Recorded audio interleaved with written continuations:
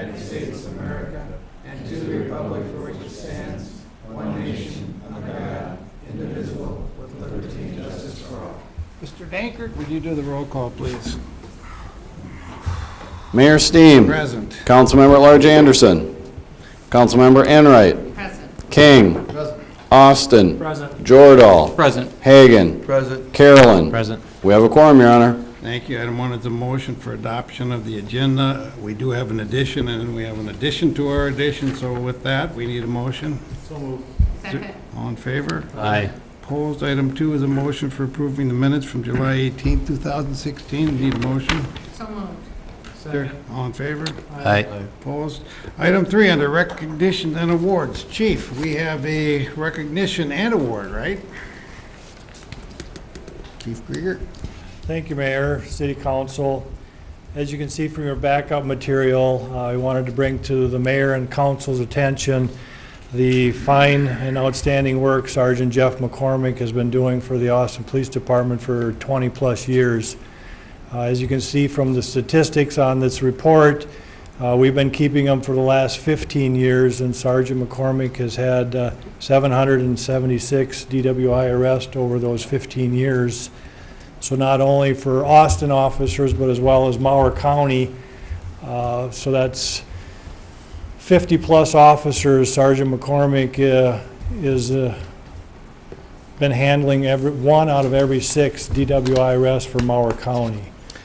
He's been recognized the last 5 years in a row by the state as a DWI All-Star for the work he's done, and the only reason it's been 5 is because those are the only 5 years he's allowed us to submit his name.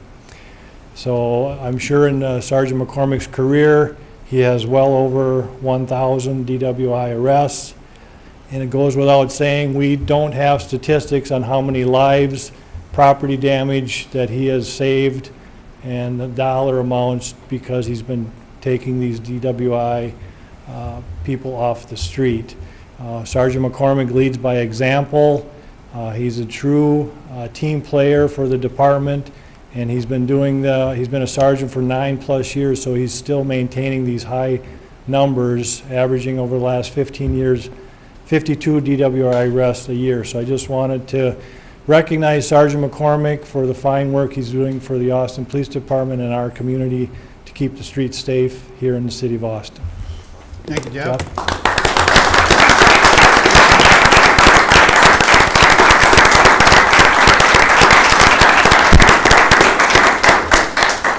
Thank you very much, Jeff. I really appreciate your service to the department and the city of Austin.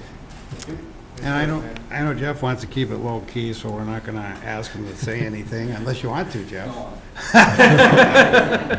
Well, thank you. I'm not going to embarrass you by asking who's second, but I take it this is a record that will never be broken.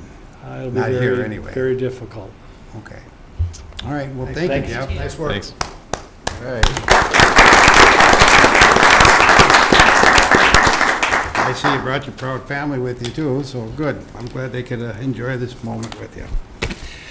Okay, item 4, under consent agenda. We need a motion for that. So moved.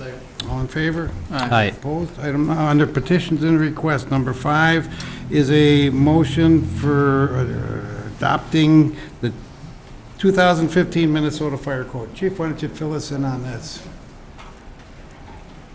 Early May, the state adopted a 2015 fire code, and we need to update our ordinance, and I'm asking that we update it to include the 2015 Minnesota State Fire Code as our fire code. Okay. Council, do you have any questions, comments? If not, we need a motion for, Move that the ordinance be prepared. is there a second? Second. All in favor? Aye. Opposed? And B, we need a ordinance. Move for adoption and publication of the ordinance. Is there a second? Second. Mr. Dankert. Councilmember Enright. Aye. King. Aye. Austin. Aye. Jordahl. Aye. Hagan. Aye. Carolyn. Aye. Ordinance passes 6-0, Your Honor. Thank you. 6 is a motion approving the purchase of 30 hotspot units for the library with $27,600 coming from the 2016 contingency fund. And we have one here, Ann. Why don't you show it to us, or We do do. it? Yeah. Sure. Never seen So this is the case that we circulate them in, and we have asked the council to let us buy 30 more hotspots. We have 55 of them in the library now, and they're in constant use. They're used by children who are doing homework at home, by travelers, by people who need to have the internet at home to study for exams or to apply for jobs. It's just a small little device. It works anywhere in the world that has T-Mobile service. You just turn it on and you can connect your device and get the internet. Is there a gig limit on that?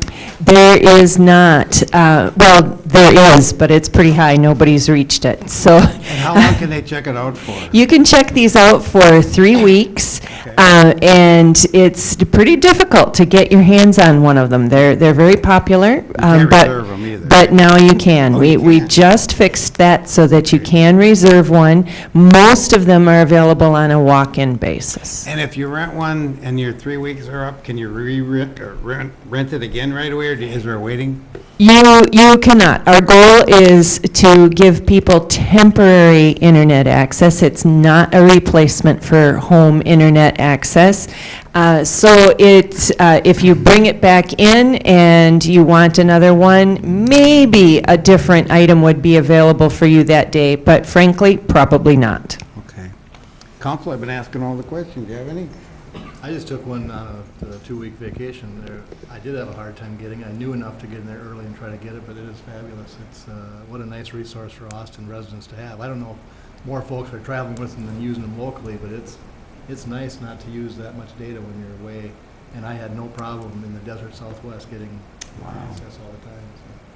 And can you use them outside of the United States? You can, anywhere that has T-Mobile access. It's T-Mobile's the provider? Okay. Yep. So I took one also on vacation to Lanesboro, but it did not work in Bluff Country. So you just don't know. They work very well throughout most of Mauer County. We have had people come in and say that out at their place, it just doesn't work. I have Verizon, and that doesn't work. I was just in Lanesboro yesterday. A lot of times that doesn't work either, so that's just the hills. Okay. Council, any more questions? If not, we need a motion approving it. So moved. Second. All in favor? Aye. Opposed? Okay. Thank you, Ann. Item number 7 is a motion approving the funding for the Oakland Place Southeast Bridge Project. Stephen? Moore County recently accepted bids for the reconstruction of the Oakland Place Southeast Bridge over by the Eastside Lake Dam. And with this project, the apparent low bidder is Icon Constructors LLC in the amount of $2,591,550.79.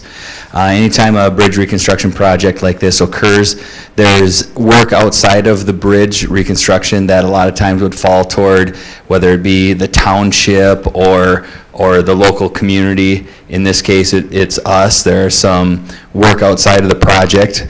Some of the details of the entire project, though, in this case would be replacement of the bridge at a new width of 52 feet. That will involve 4 12-foot driving lanes in each direction and a 2-foot recovery area on each side for vehicles. Also included a sidewalk width of 10 feet on the north side and 6 feet on the south side. Approach trails and sidewalks on each side of the bridge. Roadway approaches on each side of the bridge, so the elevation of the bridge will likely increase a little bit in height, so we'll have to regrade the roads coming into it.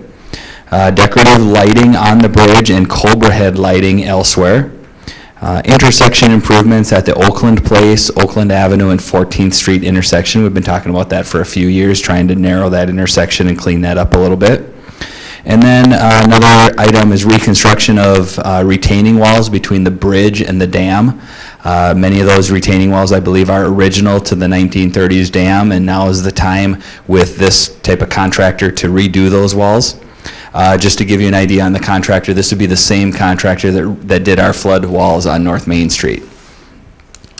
The city portion of costs on this project are the retaining walls, the approach pavements, and the intersection work. So breaking those down on your handout, we have estimated cost based on the bids. Some of these items will change a little bit based on quantities. All the numbers will be finalized with final quantities, but retaining walls are about $130,000. We'd look at using local option sales tax, kind of flood control money for that work. Approach pavements, that includes pavement, sidewalks, trails, things like that leading up to the bridge, about $250,000 for that, and we would look at using municipal state aid funds for that work. And then also the intersection improvements that I talked about there at 14th Street, estimated about $45,000, and that would come out of our capital improvement fund. So in this case, we're not recommending the contractor. That'll be up to the county to do that, as they have taken bids. All we're asking for tonight from the council would be to approve these funding sources for the city portion of work. I believe tomorrow at the regular board meeting, the board will review the bids and award a contractor accordingly. One other thing just to note is this project is planned to begin in late October timeframe. It'll be closed and under construction through the winter, and then a lot of those approach pavements will be done in the spring as soon as conditions allow, with the goal to have the project complete at the end of May 2017. Council, any questions or comments? If not, we need a motion. So moved. Is there a second? Second. All in favor? Aye. Opposed? Thank you. 8 is resolution for accepting donations to the city. Need a resolution? So moved. Mr. Tom? Councilmember Enright. Aye. King. Aye. Austin. Aye. Jordahl. Aye. Hagan. Aye. Carolyn. Aye. Resolution passes 6-0, Your Honor. Thank you. Item number 9 is resolution establishing the Austin Housing Initiative Program. Great. Thank you, Mayor. Members, council's consideration of the mayor's ad hoc committee recommendations on April 18th of 2016 included the recommendations of the Austin Homes Initiative. This is a program that would provide abatement for property taxes of single-family and multifamily home units for a 5-year period. The Austin Public School District subsequently met and approved their participation, and Mower County Board of Commissioners met on July 26, 2016, and approved a similar policy for abatement on a 3-2 vote. Included in your packet are some minor additions from what the City Council reviewed at our work session. Most of those are technical in nature, and in my opinion, just provide some acknowledgement and clarification of what would have been required anyway. One item of significance, they extended the term slightly to recognize largely this construction season has passed, so they extended the program through December 31st, 2019 in their policy. The other component that they included in their provision would be an allowance for a longer term period of abatement for multifamily projects. That wasn't included and isn't included in the packet this evening. If council wanted to include that, that's certainly easily accommodated. Otherwise, we'd need council approval of the resolution included in the packet that would approve the policy for housing abatement for single and multifamily home construction. Any questions or comments? If not, we need a resolution. Is there a second? Mr. Dankert. Councilmember Enright. Aye. King. Aye. Austin. Aye. Jordahl. Aye. Hagan. Aye. Councilmember Carolyn. Aye. Resolution passes 6-0, Your Honor. Thank you. Item 10 is resolution approving a trail agreement between Austin Utilities and the Friends of the Shooting Star Trail on behalf of the Southern Minnesota Bicycling Club. Kim? Thank you, Mayor. David Horverson was in on this thread as well. And basically, all we're doing is signing because Utilities is under our umbrella. It does give the Bicycle Club the opportunity to go across Utilities property as well. Council, anything? If not, we need a resolution. Second. Mr. Dankert. Councilmember Enright. Aye. King. Aye. Austin. Aye. Jordahl. Aye. Hagan. Aye. Carolyn. Aye. Resolution passes 6-0, Your Honor. Thank you. Any citizens here wish to address it? Any citizens here? It said you were the only one. You want to say anything? Number 11. Oh, that's right. We got the addition. I'm sorry. Number 11 is the three motions granting the Planning and Zoning Department the authority to remove junk and/or illegally stored vehicles at A, 813 7th Avenue Southeast, the Novak property. Need a motion? Second. All in favor? Aye. Opposed? B, 608 11th Avenue Southwest, the Villa Pando property. Need a motion? Second. All in favor? Aye. Opposed? And C, 508 4th Avenue Northwest, the Zamorano property. We need a motion? So moved. Second. All in favor? Aye. Opposed? Okay, now we're to citizens' reports. Anybody want to say, any questions, anything? Otherwise, we're to reports and recommendations. We'll start with Jeremy tonight. I just had a question on item 5, under the PDF, page 15. Did we have to approve the compliance engine at all? No, We did not. that's part of the fire code. Okay. I have nothing. Hey, David? Nothing, Your Honor. Mike? Nothing, Your Honor. Jeff? Nothing, Your Honor. Steve? Last Friday, the opportunity, like many of us did, to attend the Hormel 125th, and I tell you what, I was very impressed. I saw Austin in a light that maybe I hadn't seen in about 8 or 9 years. It was spectacular, the amount of folks down there. It seemed from the PD that it went off without a hitch as far as any negative behavior. It was just a beautiful night, and the band was great, and the folks had a great time. So It's if we fun. can do that maybe every year, I'm looking forward to the 126th. It should be just a dandy time again, so thanks to Hormel. Absolutely. Okay, thanks, Steve. Great. Nothing. Oh, I'm sorry, Judy. Nothing. Okay, Greg? No, I don't have anything. Chief Krieger and Stephen Lang, I believe, have a couple items. Brian? Thank you. I just wanted to remind the council and citizens that tomorrow night is National Night Out for public safety, so police, fire, hopefully State Patrol and Gold Cross will be down there showing our vehicles and some of the equipment we use. It's a great venue for the citizens to meet some of the officers and work together as a team to fight crime and be transparent and get to know one another. So hope we have a good weather and everybody can stop in and have a free hot dog. All right. It's, the event is from 4 till 8 down at the band shell, and there will be a canine demonstration at 6. And who else? Stephen. Stephen. Yeah, I just want to let the council and the public know that last week, MnDOT held an open house for the 11th Drive Northeast Bridge reconstruction. That's located out by the new Quick Trip on the way out to the Northeast Industrial Park and Todd Park. The meeting went well. We had a good turnout from businesses that are in that area. Letters were sent out to businesses, and then also information was put out to the public. The meeting was to discuss just impacts to traffic in that area, impacts to businesses, estimating times as to when road closures would occur and how the project would progress. Right now, the project is planned to begin sometime in early June of 2017. That will correspond with the Mower County Bridge project that council we just spoke about earlier, whereas the county project on Oakland Place will occur this winter, getting completed in May, and then this project on 11th Drive will begin soon thereafter. So the meeting was well attended, like I said, by the businesses, and if anybody has any questions, we can get out additional information regarding staging of the project or access or things like that. Feel free to contact our office if you have any questions. Okay. That it? Okay. If there's nothing else, we need a motion to adjourn till August 15th, 2016 at 5:30. So moved. Is there a second? Second. All in favor? Aye. Opposed? We'll take a short break and meet in a small conference room across the hallway for our work session.